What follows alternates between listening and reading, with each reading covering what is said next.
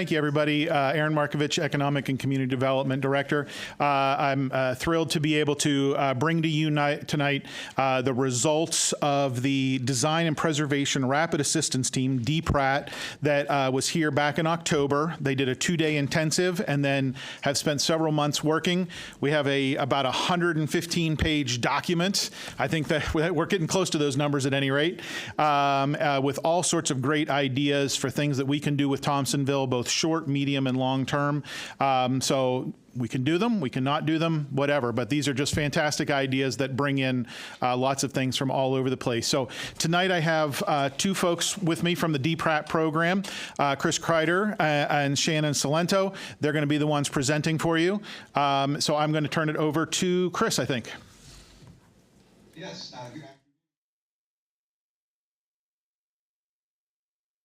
The chair of the Urban Design and Preservation Division. This is part of the American Planning Association.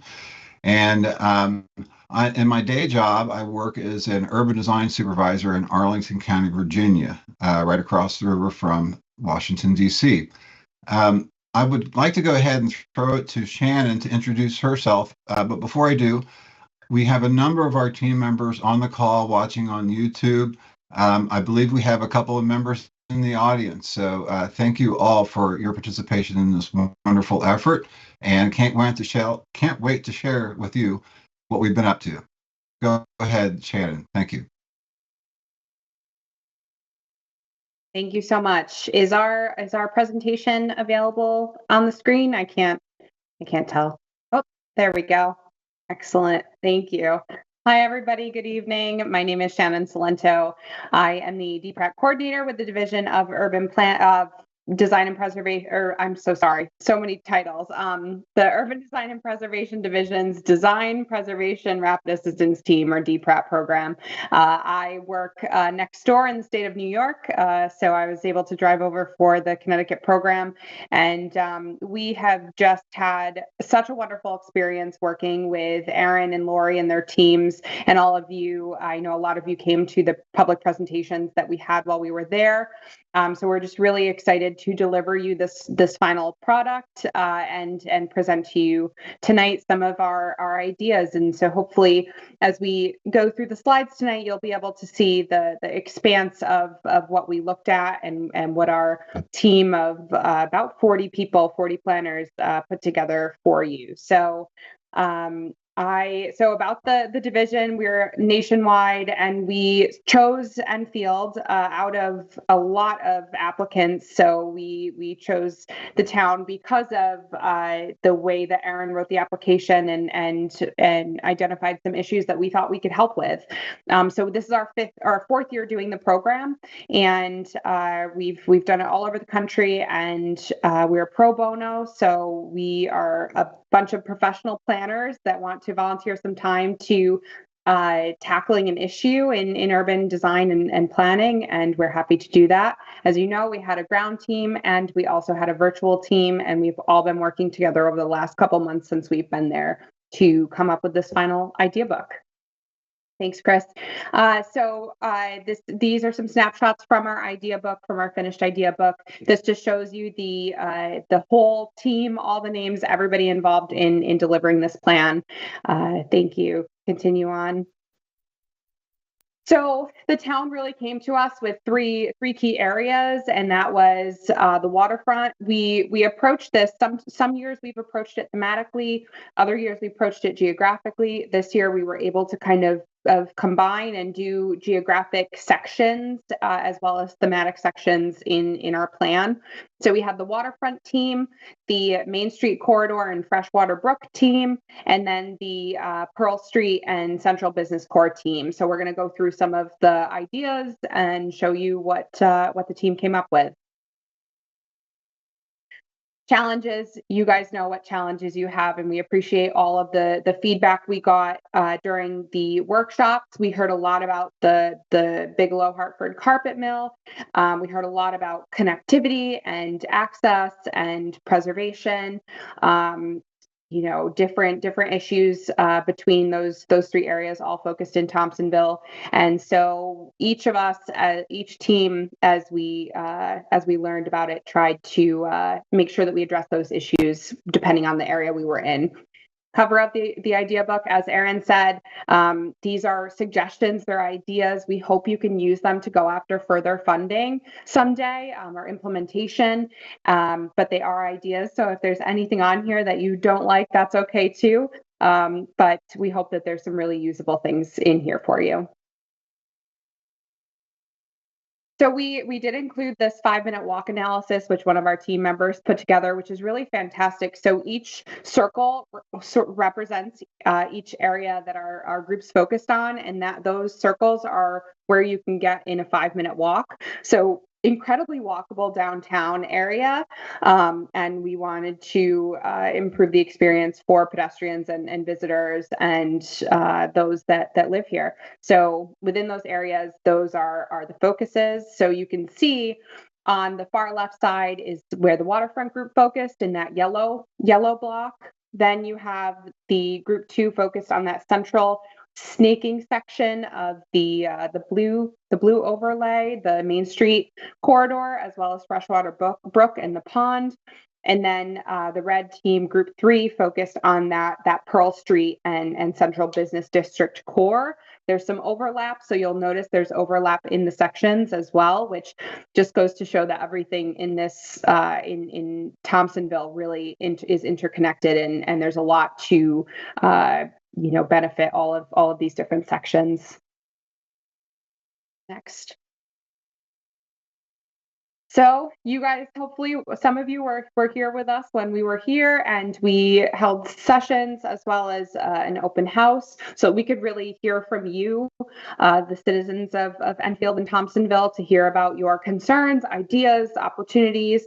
And we had some really great meetings, and that's one of the best ways that we can get feedback on initial ideas as well. So if you go to the next slide.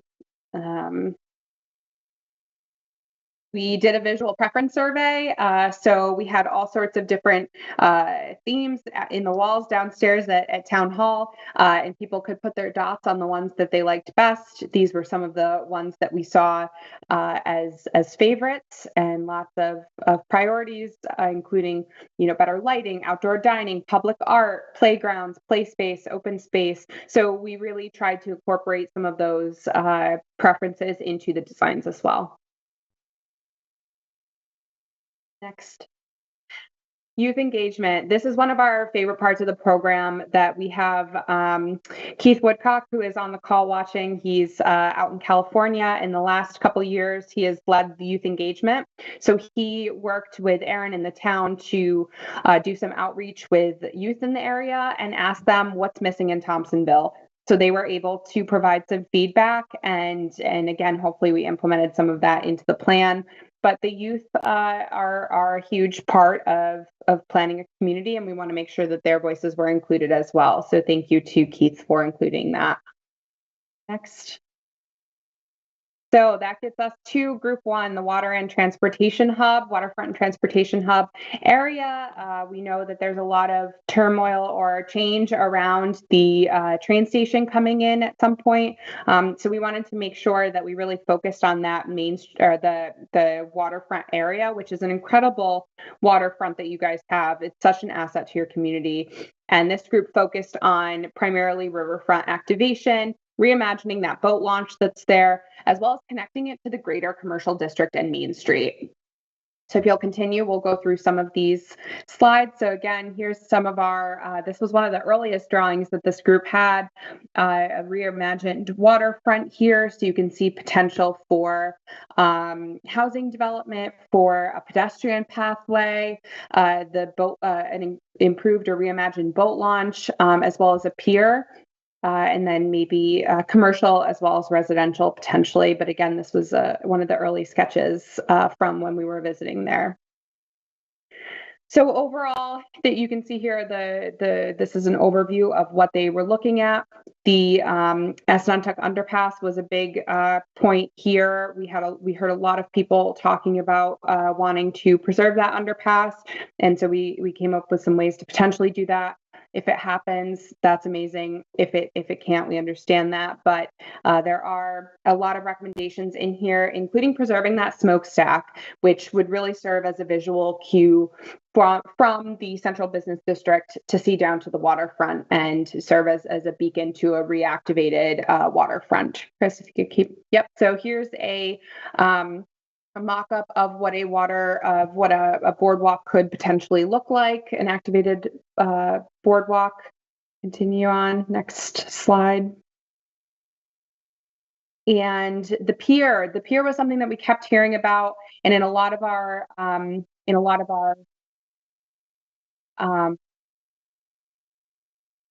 so the pier was something that we kept hearing about in our engagement sessions with doing something to resurrect a pier, preserve a pier, and just have some walkability on that waterfront. So we did do some visualizations there, you can see. And a lot of people love the Bridge of Flowers idea in Shelburne, Massachusetts. So we tried to include some images of that. And again, these are just snapshots of, like Aaron said, there's a 115-page plan. So these are just snapshots out of that. But there are, that was a point of interest for a lot of our team.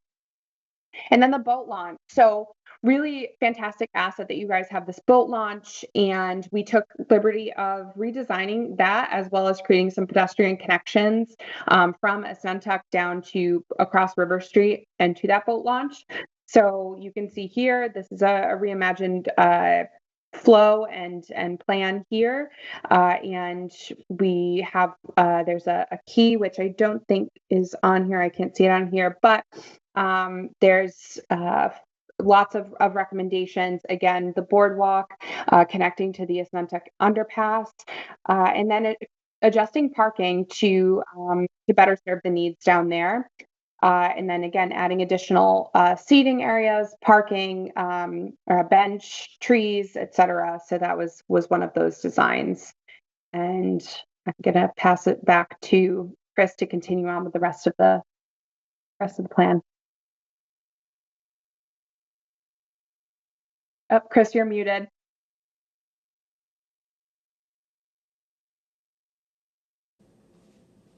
Thank you, Shannon. And we're only 1/3 of the way there. But group two, I'm going to focus on group two. Their area of interest was the Main Street corridor and Freshwater Brook. They looked at revitalizing the area around the brook, and then we'll look at a couple of concepts for infill and redevelopment. And then finally, we'll also look at their ideas for a multimodal transportation network. So this is one of the earlier sketches where we started to look at the core area as a concept of really starting at the historic center of Thompsonville in terms of the downtown core and looking for infill opportunities. So you'll see a number of these as we work through this process. The first one, and we felt was a real catalyst to the downtown, is at the intersection of Assuntuck and Pearl. Part of that is owned by the town, and the other remainder is in private hands. So rather than look at one, we looked at actually 3 different scenarios, because it's important to explore opportunities and really right size it for Thompsonville and Enfield overall. So we did these various scenarios. This is the second scenario where we're looking at townhomes along Assuntuck and then mixed use and residential at the corner of Pearl and High Street. As you can see here, what we did was we took that area down there and illustrated it. So this is what a building might look like on that corner. You'll also see sort of an idea of an outdoor cafe, really focusing on this downtown core area. Up in the upper right, you can see the before picture, or as it is today, currently. Here's a third scenario.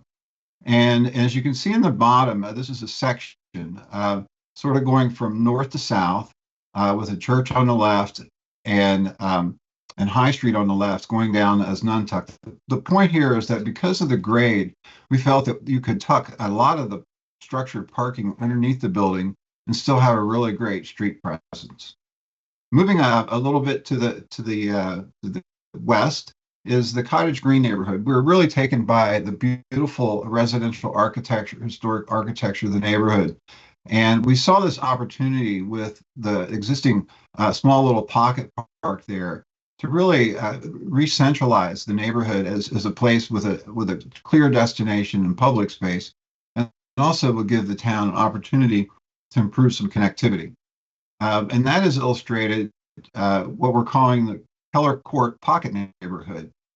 This is just a little over a 1 acre town-owned property at 52 Prospect Street that we felt by combining with a couple of vacant properties just to the south would enable connectivity. This could be developed as a pocket neighborhood that arranges the cottages around a common open space. And these could be market rate or middle income housing. And it could really help revitalize the neighborhood. We felt this was a real easy win for the town because they do control the property, and that connectivity would really be important to fire and safety access, as well as potentially for infrastructure. Finally, with Group 2, in this particular area, we wanted to look at a multimodal network, particularly focused on bike and pedestrian activity. And we felt that in order for any one route to be successful, it needs to be part of a larger network that connects people to places that they really want to go. This proposed network for Thompsonville combines on-street routes, which are turquoise, with off-street trails that can be shared with pedestrians. These on-street bike facilities can have the added benefit of traffic calming, which makes streets safer for everyone. And one of the key intersections we wanted to look at, obviously, is the Main Street Pearl and North Main intersection. And we actually looked at as an interim steps. This is sort of the potential permanent build out of doing a raised intersection. And we think that would really contribute to slowing cars down. And you'll notice too, we have what we call our curb extensions, or some people call them bulb outs. This narrows the distance for the pedestrian to cross, making it much safer, especially if someone is older or has a stroller, so they're a much longer vehicle, if you will. So we think that this type of intersection could actually be done in the interim with paint, and then ultimately could be a build out similar as shown. Looking at Freshwater Brook, we saw this both as in terms of short-term activation and potential long-term improvements with an eye towards, grants that could be acquired to rehabilitate this asset. So we looked at things like a pedestrian bridge, which used to be there, bringing that back, a shared sidewalk loop, the permeable parking lot, which is shown here as number 5. That's a commuter lot for the future station. So making sure that that lot is done in a way that the public can use it during off-peak hours. And it's also permeable because anything that falls on that ends up in the brook, which ends up very quickly in the river. So we had some wonderful drawings, contributions from our virtual team. And this is really looking at in-depth along the east end of this brook, looking at things as improving the community gardens, bringing a ramp down so that you can experience the water at its edge, and also looking at rebuilding that pedestrian bridge, and then finally sort of expanding the area in terms of a restoration, a creek restoration. And then on the western end, looking at opportunities for overlooks. You'll see that commuter parking lot up there in the drawing, and expanding that stream bank. So that helps to mitigate some of the flooding that occasionally will occur. Now, finally, our Group 3, this was a group that I participated in, and this was the Historic Central Business District. We were looking at both short, medium, and long-term interventions, pop-ups, public art, facade improvements, and then finally, we also looked at some policy guidance to give the staff and the community some thoughts about things that they can improve with some of the existing documents that they have. Starting with activation. One of the things that's really key to a community's revitalization is showing results, and showing them quickly and showing them cheaply. If you can't convince people that you can get something done fairly easily, it's harder to convince them to the bigger projects. So we really wanted to focus on not just the place, but the types of activities that could take place. So here is just a number of ideas that we think would be appropriate. and would really bring the community together around different activities. Here's some examples. Open streets. This is when you close the street, and it really encourages people to sort of take back the street and safely engage in activities. Fire hydrant painting competitions and utility box art installation are great ideas, sort of get people involved, and can be coupled with other events like 4th of July. A little bit more of an investment, but not too much, is outdoor parklets. These are interventions that encourage pedestrians to sit and linger. They are public. They can create unique spaces to meet up with friends and provide a place to enjoy the outside while eating a meal. And I think that the town can further encourage these by establishing a grant program, and perhaps buying them in bulk so there's a consistent design to them. And then it's also important to create a very easy, streamlined process, because many of the people who do these types of things are local shops and businesses. And you'll see on the right a couple of examples of outdoor cafes.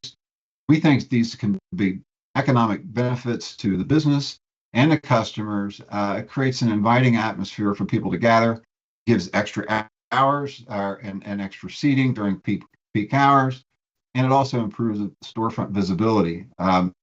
It can also be a contributor to traffic calming because it brings that activity to the street. Yes.